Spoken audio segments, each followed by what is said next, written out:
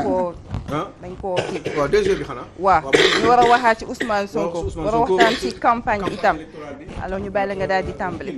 départ oui pour le cas du DG Air Sénégal Air Sénégal. Une flotte aérienne boo xam ne mi ngi mooy quatrième. compagnie bi nga xam ne moom la ñu créé ci ñaar fukki at depuis bi Abdoulaye Wade ñëwee ci nguur gi ba tey 2001 jusque maintenant 21 ans bi mooy quatrième flotte bi il y a 2 ans la ñu démarré cette nouvelle compagnie parce que à chaque fois bu ñu ko defee bu defee ñaari at ñetti at am problème moo tax à un moment donné bi may xalaat ma ne mais man lan mooy suñu problème ci réew mi ak nos compagnies aériennes toujours au départ Karim ci kiiwu Abdoulaye Wade bi régime Abdoulaye Wade créé na fi ñaari compagnie ci espace su fukki at ñaari yëpp dafa mujjee daanu au départ Air Sénégal non c'était Air Sénégal Airlines et cetera après mu ñëw nekk Air Sénégal International après ñu ñëwaat créé waat beneen compagnie muy Air Sénégal xawma A quelque chose du genre léegi ñu ngi nekk ci benn compagnie boo xam ne ça fait que ñaari at bi mu taxawee léegi manaan mais man lan mooy problème bi même bu fekk bi ñu Maroc jàppalee maanaam laa xam boote ñu nekk quand même on a eu des difficultés est-ce que si ñun ñooy problème bi wala lan la voilà un monsieur boo xam ne man personnellement dama ko daan déglu muy wax ci yenn kii yi mu doon un monsieur extrêmement appliqué et méthodique dans ce qu'il faisait qui avait l'habitude de travailler surtout ci wàllum international waaw ce monsieur là bu tudd Ibrahima Kane man ma amoon yaakaar ci moom mos naa ko wax sax ci télévision bi alors du coup ñu yeewu suba teel ñu ne ñu waa ji dañ ko dàq parce que dafa am déficit de résultat maanaam li mu liggéey dara baaxu ci te bi gën a metti gars yi ba ñu jëlee ko fi moom mooy kii bi comment dire mooy 4 milliards de marché yi nga xam ne daf ko amoon waroon ko lijjanti benn marché bu mu waroon xeex pour 4 milliards. boo xam ne di waroon a suqali compagnie bi. 4 milliards yooyu dégg naa marché bi daf ko perte. waaw léegi nag lan mooy problème bi est-ce que ci moom la wala est-ce que ci sénégalais la wala c'est quoi et puis les retards yi nga xam ne moom lay Air Sénégal di accuser dëkk ak foo demee ci àdduna ay retards yoo xam ne 24 48 heures lay am. toujours il y a des problèmes avec cette compagnie là. est-ce que si ñun la par rapport ak suñuy ressources humaines wala est-ce que si DG yi la parce que finalement ci ñaar fukki at dinañ ci am 4 compagnies aériennes yoo xam ne wax dëgg yàlla ñun mënuñu comprendre ana lu tax lii di continuer ba tey est-ce que ñun. non man daal jaaxle naa parce que xam lu tax parce que Air Afrique rek déjà bu ma xalaatee Air Afrique mi nekk xale di dem tugal Air Afrique lañu daan jël Air Afrique boobu nga xam ne ay yenn dëkk yi ñoo ko bokkoon yenn pays surtout waa Afrique de l'Ouest ñoo ko bokkoon Air Afrique fexe nañu ba mu daanu pourtant ñoom ñoo ko bokkoon ñu jékki-jékki ku nekk jéem a am sa compagnie boobu dëkk yi jéem a taxawal seen compagnie mais am na dëkk yoo xam ne ñi ngi résister ba tey ay Air Ivoire ak yi demee noonu ñi ngi taxaw yenn compagnie ay Kenyan Airlines ak yi demee noonu ce sont des compagnies qui tiennent le coup lu tax ñun naar yi ak seen c'est pas parce que dañoo am xaalis kese mais ñi ngi gérer seen compagnie bu muy dox Royal Air Maroc bi ñuy wax nii nga xam ne c'est dans le Maghreb le Maroc mais mi ngi taxaw ñun lan moo tax ñun duñu doxal suñu compagnie pourquoi il y a toujours des problèmes est-ce que si ñun la et cetera régime Abdoulaye Wade bi benn avion Air Sénégal dafa war a dem Cap Vert nii par exemple benn dëkk bu ko nguur gi soxlawee compagnie bi avion bi du dem ñooñu dañuy débrouiller parce que nguur gi moo soxla avion bi ak yi demee noonu pour wax leen rek loolu parce que exemple boobu man fekkee naa ko Air Sénégal soxla war a def benn ligne par exemple Dakar Praia exemple mais Karim Wade soxla avion bi ñu annulé ligne boobu parce que Karim Wade dafa soxla avion bi pour am fu mu war a dem moom yaa ngi dégg bu ay exemple yu demee noonu pour wax la nii rek des fois moo tax je me dis yooyu jaroon na moo tax ndeysaan gis nga DG par exemple bu ñu dax DG bu wala mu génn wala mu démissionné dafa war a toujours ñëw taxaw wax sénégalais yi lan moo tax mu démissionné lan mooy problème bi yan difficulté la rencontré et cetera ñëw expliquer sénégalais yi finalement parce que moom bi muy wax di par exemple maa ngi fàttaliku discours bu mu defoon ci bi Air Sénégal jëlee ligne kii bi nu mu tudd ligne Dakar New York Washington mais dafa def benn discours bu doy waar ma dégg ko muy wax ma ne mais ce monsieur il est bon yaa ngi dégg waaw ci diggante boobu même pas at li ñu Dakar États-Unis bi dafay am ay problème ci wàllum retard ça ne marche pas donc lan la il fallait que moom au moins bu fekkee ne dafa démissionner wala ñu dàq ko mu ñëw taxaw mu expliquer Sénégalais exactement ce qui se passe wax leen il faut pas que mu ragal mu ne moom la yan difficulté la dajal lan moo tax ñu dàq ko pourquoi il n'était plus en adéquation avec cette compagnie là ba nga xam ne moom liggéey bi mënatu ko woon def bu baax wala dañ ko empêcher mu def ko wala il a des difficultés internes et cetera mu expliquer ko Sénégalais xam mais mu dem ni rek takk ay walisam wala ëmbam dem yoonam et puis maanaam mu am transparence mais Gomis may leen ma balaa rek ñuy continuer dañuy nuyu kile di Fatima Kile la très belle noirceur d'ébène bon people maa ngi lay nuyu di la ziar. C'est la première fois nag kontaante lay nekk ak mbégte. gërëm ñi ma fi bokkal nuyu leen di leen baalu ak bu baax sama waa ji gomi sa gaañu fara jaaruma de borom déwénel bu rëy bi. kon joxe na déwénel joxe na déwénel jox na ma jox na ma mu jox ak ñi mu joxul. noonu lay def waaw kay nga jox ak ñi nga jox na ma ci kanamay tuuti rek ñu dikk ci actualité people yi ñu bàyyi rek Aliou Sow yeggal mi ngi woon fa am solo. mi ngi woon ci pàcc bu am solo. waaw non c'est que Aliou Sow dëgg la li nga wax moom mooy dëgg mais il faut que sunu bu ñu la dénkee dara boo ci jugee nga toog nga expliquer. moom transparence parce que ñu xam. parce que question yi nga xam ne yëpp li nga soulevé moom la Sénégal démb dégg naa ci ay waxtaan nit ci di wax. ni mais question yi lañ doon posé lan la qu'est-ce qui se passe bon est-ce que maanaam problème de stratégie la parce que secteur bi maanaam concurrence bi dafa rude. concurrence bu metti la lan la est-ce que dégg nga xaalis est-ce que ñu ngi injecté xaalis bu baax yooyu yëpp question yooyu dafa laaj soit bu dee directeur bi pourquoi suñu njiit yi suñu ñi ñuy dégg kii ñuy ragal a wax buñ leen jëlee fii xaw ma ndax dañ leen naan mu noppil. wala dañoo loolu la de. man day espérer ñuy sànni ko ci beneen parce que moo doon directeur général FONSIS avant. FONSIS la jógee waaw. mooy fonds souverain mi nga xam ne Pape Demba Diallo moo ko yor léegi fonds la jógee ñu yóbbu ko foofu pour mu parce que c'est un homme qui est spécialisé en ingénierie financière il est censé théoriquement am xam-xam la war a doon donc bu fekkee ne doxul wala y a quelque chose qui va pas dégg naa y a beaucoup de retard yoo xam ne ci biir dégg naa accueil yu Air Sénégal ci biir avion bi accueil yu personnel bi c'est pas terrible dégg naa gars yi aussi parce que aussi gars yi dañuy ñëw di mais da ngay dem si tubaab bi dañuy wax ak yow mais dañuy reetaan dañuy naan mais dañ lay wax ba nga def bu dee xale bu jigéen la da ngay yaakaar ni kii da laa nopp wala da la bëgg parce que que dañu accueillant dañu façon bi ñuy waxee ak yow day doon gentillesse bi ñuy àndal da ngay am envie dellu siwaat est-ce que du yooyu parce que yooyu dégg naa seen service clientèle bi doxul gars yi nu leen neex lañ lay waxee seen service boobu ngay wootee aussi pour woote Air Sénégal pour ay réservation day poser un problème ci biir personnel navigant bi aussi il paraît que y a beaucoup de problèmes nu leen neex lañ lay sànnee plateau yi et cetera nu leen neex lañ lay joxe boo leen ñaanee ndox wala ñaan ay café comportement yooyu da ngay dem ci tubaab bi mais ñoom dañuy ñëw dañ lay sourire ak retard bagage yi aussi surtout kii Aliou Sow surtout lenn gis nga compagnie boo buggee ñàkk sa client na nga am ay retard répété parce que man maa ngi rappelé bi ñuy jugee match Sénégal Égypte éliminatoire coupe du monde retour bi ak Lions yi laa àndal mais Air Sénégal lañ jël heure bi ñu waxoon du heure boobu lañ départ. waaye lan mooy problème bi. foofu voilà loolu la. parce que ñeneen ñi quand même dinañ koy am des fois mais bu ñu ko amee c'est extrêmement rare ñoom seen bopp du ñu tranquille dañuy tiit parce que dañuy xalaat manque à gagner bi ñu nar a ak réputation bi ñu nar a am ci loolu yëpp donc est-ce que ñun on s'inquiète de ça est-ce que ñun dañuy inquiété wu ci détails yooyu moi je pense que ni ñun je crois que affaire dafa yomb quoi on n'est pas sous pression quand on travaille du affaire Air Sénégal kese de te booy liggéey ngay liggéey yor liggéey jàmbur normalement da nga war a nekk ci stress permanent parce que da nga ne mais man da nga war a ne mais man affaire bi waruma ko échouer dama war a liggéey bu baax te état d'esprit boobu il faut que ñu am ko parce que finalement on parle de Air Sénégal mais c'est partout dans le pays ci yenn béréb yi boo demee ci maire yi bëgg benn këyit mais wax gaa yi waa ji lu ko neex lay wax ak yow donc c'est dans tous les domaines amoon dans tous les secteurs d'activité dans ce pays yoo xam ne gaa yi Aliou Sow xam nga foofu li ma ci yokk rek lu ndaw la da nga wax da nga bi ngay soog a démarrer da nga wax lu am solo mooy gis nga réew bu ñu la dénkee dara da nga war a rendre compte war a xëy un bon jour ñu ne diw dénk nañ ko poste de responsabilité bu toll noonu nga jékki-jékki ñu ne dàq nañ ko wala nangam sans pourtant askan wi nga xamante ni ñu ko dénk xam les tenants et les aboutissants lan moo tax ñu dàq ko lan la nangam ñun ñi xam ko mën mais tamit comme li ma wax léegi dama ne yow tey jii xam nga nit il faut être courageux et gëm yàlla buñ la dàqee ci fenn bu dee ñoom expliquer Sénégalais yi xam accusé nañ ko lu voilà loolu la accusation yi dafa bare man gis nga fii seet naa ko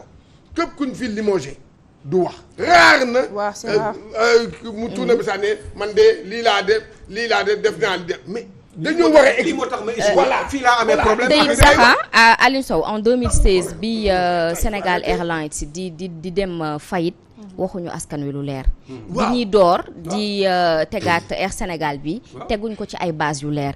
problème bi mooy que li gën a sax tax gis nañu bi ngay wax léegi ci affaire match Sénégal yi gis nga jabaru joueur yeeg ñenn ci nga xam ne ñooy sénégalais ni ñuy def ci aéroport ba scandale boobu bu amee yow le lendemain tu devrais sortir waxtaan ak askan wi wax leen carrément le problème fan la mbir mi nekk mais loolu amu ci bagage yi nga xam ne dafay réer doo ko jot GP yi kenn jëlatul Air Sénégal te loolu honte la ci Sénégal benn la rek ci bépp secteur comme tu l'as dit tout à l'heure Abdoulaye Diouf Sarr mi bi ñu ko fi wàcceewee indi fii Marie Khemesse Ngom est-ce que Abdoulaye Diouf Sarr dafa ñëw taxaw wax expliquer wax lan la def yan difficulté la dund parce que Sénégalais yi mais ñoo leen jox seen yëpp voilà c'est un débat même envers ton peuple nga leeral mais aussi accusation toog ñu accusé la ko aussi nga toog ne mut loolu aussi c'est grave da nga war a génn parce que nee nañu Sénégalais yi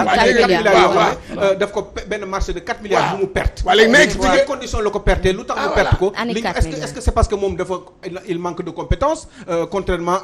au fait que ni quand même c'est un monsieur qui est extrêmement diplômé yooyu xam nga ñu mu wax leen quoi man fii laa amee problème fii ak fii bu doon sama sago bu jóge naa fa waaye ci lii nañ ko lijjanti parce que loolu dina ci am solo ndax foofu man maay responsable moralement mais ci biir Air Sénégal bi am na ay façon liggéey yoo xam ne détaillé quoi wax lii problème bi léegi parce que des fois nga nekk directeur am ay ambition am loo bëgg ci société boobu nga xam ne dañ la ko dénk ñemewuñ ko de mais yu bari doo ko ñemee wax parce que baaxul ci yow parce que peut-être fi nga génn bëgg nga dugg ñu dugalaat la ci beneen direction wala mais on l'a vu ak Thierno Alassane Sall bi ñu ko ki tax xamee dafa génn wax taxaw wax te loolu c'est normal pour ministre yëpp gis nañu ki yoroon waaw mais ñooñu aussi ku ci am problème da ngay génn taxaw expliquer askan wi. très bien alors Aliou Sow bu ñu mënee jàll bu ñu mënee c'est pour aller dans l'opposition. waaw bu ñu mënee jàll war nga ko mën a wax ba pare continuer ci pouvoir bi effectivement Aliou Sow bu ñu mënee jàll très rapidement ci beneen point wax ci mbirum Sonko mi nga xamante ni yëkkati na ay kàddu yoo xamante ni jamono ji yéen ay wax yu bëree bëri. C'est vrai que tout le monde en parle cette semaine et la semaine dernière. Donc voilà, c'est pas Aliou Sow qui l'a dit wala Cheikh Diane Gomis, ça serait justement moins retentissant. Mais il se trouve que ki ko wax yenn wax yi Ousmane Sonko la tudd nekk originaire de la Casamance même bu fekkee ni màggee fa pratiquement xamul sax Casamance li fa xew ndax yaayam foog naa ni waa ay xombol la côté yu demee noonu waa yooyu noonu yaay Ousmane Sonko yaa ngi dégg donc sant ça ne veut rien dire man maa ngi nii Sow laa sant am ay mbokku pël am ay mbokku lébu et puis am ay mbokku séeréer li ma boole bari na ci réew mi donc ça ne veut absolument rien dire donc c'est ce même monsieur là qui a été élu justement parce que lu ci bari li tax ñu fal ko dégg nga maam c'est parce que Sonko la sant benn c'est parce que aussi am na tuuti sot boo xam ne waa Casamance dañ ko sotal il faut oser dire la vérité ba nga xam ne moom moo tax mu nekk maire bi jëlee fa ki nga xam ne pratiquement monument la woon ci biir maire bi nga xam ne moom mooy maire Ziguinchor kooku Ablaye Baldé la tudd donc yooyu yëpp bu amee dafa am yoo xam ne ak coow yi nga xam ne dafa am ci région naturelle de la Casamance surtout côté Ziguinchor bi jëm Bignona ki demee noonu ak li fa am depuis 1982 ak kiiwu problème mu Casamance bi donc yu mel noonu boo nekkee un responsable moo tax ma ne Gomis bu waxee loolu wala Mass wala man ça n'a pas d'importance trop mais il s'agit d'un monsieur qui vient d'être nouvellement élu maire de la Casamance boo xam ne am na yoo xam ne même boo koy wax même boo ko xalaatee sax parce que mun na nekk li mu wax xëy na peut-être mun na nekk dëgg mais yooyu kenn du ko wax ci en public ñu lay dégg parce que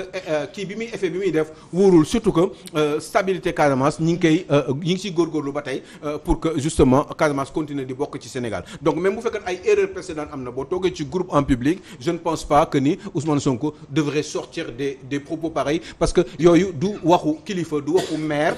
du waxu ay détails yoo xam ne wax dëgg yàlla man j'étais très ahuri bi ma déggee mu waxee wax boobu même bu fekkee ni il peut le penser il devait le dire dans sa propre chambre avec sa femme ses cousins ses amis proches mais pas taxaw en public di ko wax ba ne Macky Sall dafa am un problème avec la Casamance parce que man gëmuma ni nit dina am un problème avec la Casamance parce que Ousmane Sonko tey jii nii bu nekkoon peut-être Agnam bu nekkoon Agnam ci dëkku Farba Ngom xëy na peut-être du gagner ay élections foofu du fa nekk maire donc toujours am na benn espèce de sot boo xam ne day am ci nit ñi yaa ngi dégg en général le lébu boo demee ci